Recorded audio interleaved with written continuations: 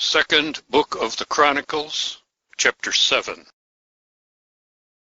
And when Solomon had ended praying, the fire came down from the heavens, and consumed the burnt offering and the sacrifices, and the glory of Jehovah filled the house.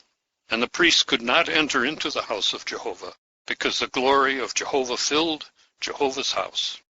And all the children of Israel saw how the fire came down, and the glory of Jehovah upon the house, and bowed themselves with their faces to the ground on the pavement, and worshipped, and thanked Jehovah. For he is good, for his loving kindness endureth forever. Verse 4. And the king and all the people offered sacrifices before Jehovah. And King Solomon sacrificed a sacrifice of 22,000 oxen, and 120,000 sheep.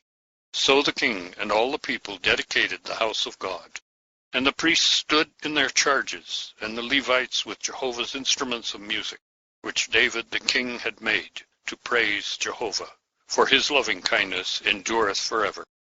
When David praised by their means, and the priests sounded the trumpets opposite to them, and all Israel stood. And Solomon hallowed the middle of the court that was before the house of Jehovah.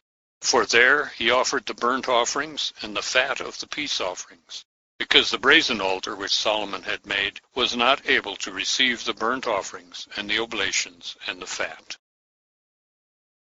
Verse 8.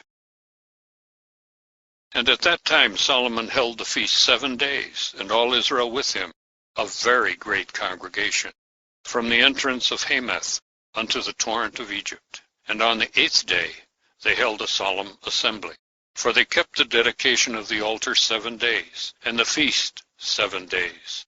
And on the 23rd day of the 7th month he sent the people away to their tents, joyful and glad of heart, for the goodness that Jehovah had done to David and to Solomon and to Israel his people.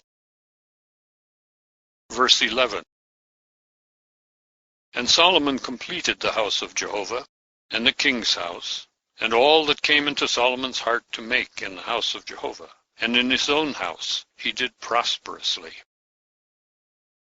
Verse 12. Then Jehovah appeared to Solomon by night, and said to him, I have heard thy prayer, and I have chosen for myself this place for a house of sacrifice. If I shut up the heavens, that there be no rain, or if I command the locust to devour the land, or if I send pestilence among my people, and my people, who are called by my name, humble themselves, and pray, and seek my face, and turn from their wicked ways, then will I hear from the heavens, and forgive their sin, and heal their land. Now mine eyes shall be open, and mine ears attentive to the prayer made in this place. For I have now chosen and hallowed this house, that my name may be there forever. And mine eyes and my heart shall be there perpetually. And as for thee, if thou wilt walk before me, as David thy father walked, to do according to all that I have commanded thee, and wilt keep my statutes and mine ordinances, then will I establish the throne of thy kingdom, according as I have covenanted with David thy father, saying, There shall not fail thee a man to rule over Israel. But if ye turn away, and forsake my statutes and my commandments, which I have set before you, and go and serve other gods and worship them, then will I pluck them up by the roots out of my land which I have given them. And this house which I have hallowed to my name will I cast out of my sight, and will make it a proverb and a byword among all peoples. And this house, which is high, shall be an astonishment to every one that passes by it, so that he shall say, Why has Jehovah done thus to this land and to this house? And they shall say, Because they forsook Jehovah the God of their fathers, who brought them forth out of the land of Egypt, and have attached themselves to other gods, and have worshipped them, and served them. Therefore he has brought upon them all this evil.